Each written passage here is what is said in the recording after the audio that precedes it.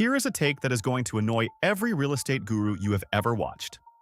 You do not have to build anything on a piece of land to make it pay you. No house, no shed, no storage units, nothing. Most land videos tell you the same lie. They say dirt only pays if you develop it, pour concrete on it, put a structure on it. That is the story that keeps regular people out of land income, because building costs a fortune, and most folks do not have it. But there is a quieter game. You are not renting the dirt, you are renting the rights to the dirt. Quick note before we go further. This is for educational purposes only, not financial advice. Every lease and every state rule is different, so treat this as a map, not a promise. Here's what I mean. One boring, empty field is not one asset. It is a stack. The grass on top is one right. The rock underneath is another. The water in it is another. The wind and sun above it, another one still. And each of those layers can be leased to a different person, on a different clock, for a different check. I call it the rights stack. One parcel, 4 separate paydays, and you never lift a shovel. By the end of this, you will know 7 ways a piece of land can pay rent or royalties with no building and no skill. Ranked from the easiest grass lease all the way up to the one nobody talks about that quietly pays the most. Meet Harry. He is the groundskeeper at a county fairgrounds. Mows the infield, paints the fences, watches ranchers roll in every fall. His uncle left him access to 80 acres of scrubby back 40 that just sat there. This is the story of how that dead field started paying him. There is a book Harry kept on the shelf in the fairgrounds office, The Millionaire Next Door by Thomas Stanley. One idea in it stuck to him like a burr. Real wealth is quiet. It is usually sitting in something boring that nobody else bothered to look at twice. Hold that thought. It is the whole video. Let us start at the bottom of the stack. The easiest one. Number 1. The grazing lease. You rent your grass to a rancher. Here is the dream first. A landowner with decent pasture can collect somewhere between $10 and $40 per acre every year just letting cattle eat. On 100 acres, that is roughly $2,000 a year for doing nothing. The grass grows on its own. The rancher brings his own cows, his own water hauling, his own labor. You cash a check. Picture it. A rancher pulls his trailer up to your gate in the spring. He turns out 30 head onto your field. All summer they fatten on grass you never planted. In the fall, he loads them up and mails you your money. You never touched a cow? The industry measures this in something called an animal unit month. 1 cow and her calf, 1 month. Montana's state trust land is leasing at about $26 per animal unit month in 2026. Montana runs this at scale. The state leases over 4 million acres of trust land to ranchers this exact way. If a government can do it with millions of acres, you can do it with 80. So how do you actually start? You do not advertise to the whole world. You call the local extension agent, the county cattlemen's group, or you post in the regional ag groups online. Ranchers are always hunting for more grass. There are only so many good pastures in any county, and every rancher in it already knows the map. You need one of them to say yes. Now the cost, framed honestly. Your main expense is fencing and a water source. That is the moat, not the barrier. A fenced, watered pasture is worth real money to a rancher. An unfenced weed patch is worth nothing. So the fence is not an expense. It is the thing that turns your dirt into a paycheck. The one thing people get wrong? They let a rancher graze on a handshake. Smart operators put it in writing. A simple lease that says how many animals for how long at what rate. It protects the grass and the check. Timeline. Sign in spring and you are usually paid within the first grazing season, often 1 to 3 months in. Harry called 2 ranchers the extension agent named. The second one leased his 80 acres for around $2,000 a year. First check, and Harry had not spent a dime on the land itself. Number 2. The hunting and fishing access lease. Same field. Different right. The dream. Recreational access leases run anywhere from $5 to over $150 per acre a year, with the national average landing around 15 to 30. A premium 500-acre hunting club lease in good deer country can pull in around $31,000 a year. From letting people walk your woods in the fall, here is the beautiful part. This stacks on top of grazing. The cows eat the grass in summer. The hunters use the timber and the edges in the fall. Same acres. 2 different tenants, 2 different checks. That is the right stack working for you. Picture a hunting club. 6 guys who want a quiet place to sit in a deer stand every November. They would rather pay you than fight the crowds on public land. To them, your boring back 40 is a private paradise. How do you land it? 2 ways. Hunting lease marketplaces like Base Camp Leasing connect landowners with clubs, or you ask around the rural county. Word travels fast when there is huntable ground for rent. The cost is tiny. A gate, some signage, and a liability waiver. Insurance for a few dollars an acre is the smart move, and that is the moat. The waiver and the insurance are exactly why a club will pay you instead of trespassing on the next field over. The mistake people make? Leasing to just anybody. Smart operators lease to an organized club with its own insurance and its own rules. Fewer headaches, steadier renewals. Harry signed a small fall hunting lease during deer season. Another $1,000 to $2,000 a year layered right on top of the grazing. 2 rights, 1 field. Now we go down, below the surface. This is where it gets interesting. Number 3. Water rights leasing. The dream first. In dry western basins, the right to a little water is worth serious money. Agricultural water leases commonly run $20 to over $100 per acre-foot every year. And in a bad drought year, near a thirsty growing city, that same acre-foot of water can lease for $200 to $500 or more. You are not selling the water. You are leasing the right to use it this year and keeping the right forever. Think about what that means. A city is growing. Farms are drying up. The one thing everybody suddenly needs is water. And if the right to water is attached to your land, people will line up to lease it from you. Here is the honest part, and it is a big one. This only works if you actually hold a transferable water right. In much of the western United States, water is a separate legal thing from the surface, governed by whether your state runs on riparian rules or prior appropriation. Translation: the right to the water and the right to the dirt are 2 different keys on the same ring. So how do you start? You do not guess. You call your regional water district and ask a simple question. What water right, if any, is attached to this parcel, and can it be leased? Increasingly, there are online water leasing exchanges in the western states that will quote you a rate, the cost and the catch together. Transfer and filing fees vary a lot by state and volume, and approval through a water board can take months. That sounds slow, but here is the fix in the same breath. You line up the lease and the buyer. While the paperwork works its way through, the waiting period is not wasted time.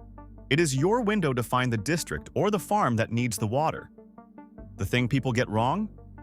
They assume they own the water just because they own the land. Smart move. Confirm the right in writing before you ever quote a price. Texas researchers have documented active farm-to-city water leasing markets where the per-acre-foot value climbs every drought. The demand is real. The key is knowing which key you hold. Number 4. Mineral rights and royalties. The rock and the oil under the surface. The dream, and it is a big one. If you own the minerals under your land, and a company produces from them, royalties typically run 12.5% to 25% of the gross production revenue. In plain dollars, a single producing oil or gas well can mail a landowner a monthly royalty check anywhere from a couple $100s to over $15,000, depending on how good the well is. You did not drill it. You did not run it. You signed. And you collect. Picture the mailbox. Every month a check shows up. Not because you worked that month, because oil is moving through a pipe a mile under a field you have not walked across in years. That is a royalty. Money for a right, not for labor, and it stacks. Cattle can graze the surface while a well pumps below. 2 rights. Same ground. This is the right stack again, top and bottom at once. Now, minerals in the United States are often severed. That means a previous owner may have sold the subsurface separately. So step 1 is a title search. You confirm you actually own what is under your feet. That is the whole game. How do you find out and get a deal? Mineral rights brokers and land agents do this for a living, and exploration companies often come knocking on their own. There are listing marketplaces now too. But before you sign a single division order, you get the lease reviewed. That is the mistake to avoid. Signing away too much for a rate that never escalates. Hard minerals matter too, not just oil. Aggregate royalties, the rock and stone kind, run from about 20 cents to $5 a ton depending on the material and the state. Hold that number. It comes back at the end, and it is the quiet star of this whole list. We are halfway up the stack. Time for a confession. Harry almost fumbled this. Early on, a company offered him a lease on the back section for a flat yearly rate. It looked great on paper. He nearly signed it that week. Then his neighbor, an old title clerk, read it and caught the trap. The lease bundled in rights Harry did not mean to give away, and it had no escalator, no bump for inflation over the years. Harry backed out, added an escalator clause, and split the rights so he could still lease other layers later.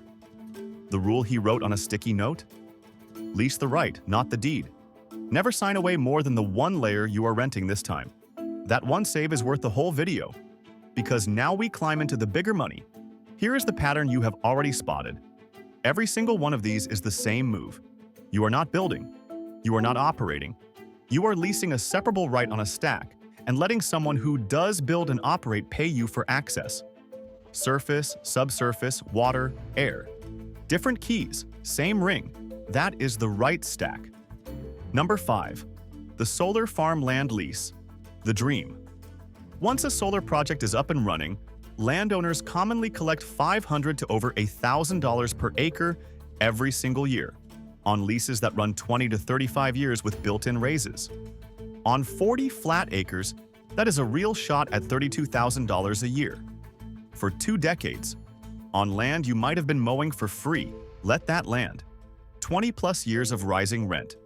On a boring flat field near a power line. Picture it. Rows of panels quietly soaking up sun where weeds used to grow. You are not cleaning them. You are not fixing them. A crew you never see does that. You just get the deposit every year. Here is the part people do not believe. The developer covers the construction, the legal work, and the decommissioning. Your capital outlay to build? Basically zero. What the developer wants from you is flat land near a substation or a power line. That is the moat. Grid-adjacent flat ground is the scarce thing, and if you have it, they come to you. How does it start? Developers scout and reach out directly, or you list through a solar land lease broker. During the early planning years, you get smaller option payments, roughly $2 to $10 an acre, and the full rent kicks in once they build, often 2 to 4 years out. The mistake to dodge? Signing a 25-year deal with no escalator and no decommissioning bond. Smart landowners insist on both. An index-linked raise so inflation does not eat you, and a bond so the panels get hauled off at the end, not left on your dirt. Raise those 2 points and the lease works for you the whole term. Number 6. The wind turbine land lease. The air above the field. The dream. Wind pays per turbine, not per acre, and the range is wide. Landowners in the United States report anywhere from about $8,000 to $150,000 per turbine per year, depending on the size and the wind. Farmers in South Dakota have reported around $8,000 a year per turbine. And here is the kicker. Each turbine sits on a tiny footprint. The cattle still graze right up to the base. The crops still grow around it. So you are leasing the AIR, and you keep the surface. That is the highest layer of the right stack, and it barely touches the ground. Picture a single tower on the far corner of a windy field, cows chewing grass at its feet, and that one tower quietly paying more per year than a lot of full-time paychecks for occupying a patch the size of a garden shed. How does it start? Wind developers canvass high wind corridors and reach out to landowners along the ridge. During the development period, sample leases pay a minimum like $500 flat or $10 an acre, whichever is greater. Full turbine income begins once it is spinning, often a few years after the first handshake. The catch and the fix together. Wind takes patience. The build-out is slow, but the development period payments start at signing, So you are earning something while you wait for the big money. And you keep farming or grazing the whole time. That is the point. You lost nothing. Now, number 7, the one I have been saving, the quiet star, the best in the whole category, the sand, gravel, or topsoil pit royalty. Here is why it wins. A construction company hauls rock, sand, or dirt off a corner of your land and pays you a royalty for every single ton they take. You do not dig it. You do not haul it. You do not buy a machine. They bring everything. You collect by the ton. The dream numbers. Aggregate royalties run from about 20 cents to $5 a ton, depending on the material and the state. Minnesota quarries have paid near $5 a ton. And here is the part that makes this the best on the list. On public trust land in North Dakota, an aggregate lease carries a minimum around $1 per cubic yard plus an annual advance royalty of $2,000 to $5,000. Paid whether they dig that year or not. Read that again. They pay you in advance just to hold the right. Then they pay you again for every ton they haul. It is a floor and a ceiling. That is why it is the quiet star. Picture a back corner of scrub you never use. Trucks roll in, load gravel, roll out. A scale ticket counts every ton, and a check follows the tickets. You are, quite literally, getting paid for the dirt under the dirt. How does it start? Aggregate and construction companies scout for deposits, or a mineral appraiser can confirm whether you are sitting on a viable one. State land trusts run aggregate leasing programs you can model your own deal on. North Dakota's trust lands do exactly this. A documented minimum royalty plus a real annual advance. The cost? Basically nothing beyond confirming the deposit is there. The company covers the extraction. Your only real job is not signing a bad term. Get a floor rate. Get the advance. Get it reviewed. So there is the stack, top to bottom, grass, game, water, minerals, sun, wind, and the rock underneath it all. Here is how Harry's boring 80 acres looked by month 18. A grazing lease, a fall hunting lease, and a small aggregate advance royalty after he noticed a gravel deposit near the creek. 3 separate rights, 1 field. Somewhere in the range of $8,000 to $15,000 a year, all of it fairly passive, none of it requiring him to build a thing. And a solar developer had just started sniffing around the flat section. Layer 4 still to come. Now, the honest frame. All of this needs land access. That is the capital, and I am not going to pretend otherwise. But notice how small the pond really is. There are millions of acres of idle, boring ground in this country, and only a handful of owners ever think to lease the rights on it. You do not need a lot of them to say yes. You need one right, on one parcel, leased one time. That is the whole start. And here is the filter for picking which right to chase first. 3 questions. Does someone nearby already need this layer? A rancher, a hunter, a developer, a gravel company? Can you lease it without touching or building anything yourself? And can you get the term reviewed before you sign? If the answer is yes, yes, and yes, that is your first lease. So here is your one move for this week. Pick one, right on one piece of land you can access. Then make one phone call. Call a local rancher and ask what they pay per acre for pasture, or call a solar developer or an aggregate company and ask their standard lease rate. That is it. You are not signing anything. You are just finding out what one layer is worth. And even if the number comes back small, you just learned something almost no landowner ever bothers to check: what their dirt is actually worth. So tell me, of these 7, which right would you lease first? Grazing, hunting, water, minerals, solar, wind, or that quiet gravel royalty? Drop the number 1 through 7 in the comments. Whichever one gets the most replies, I am doing a full deep dive on it next week.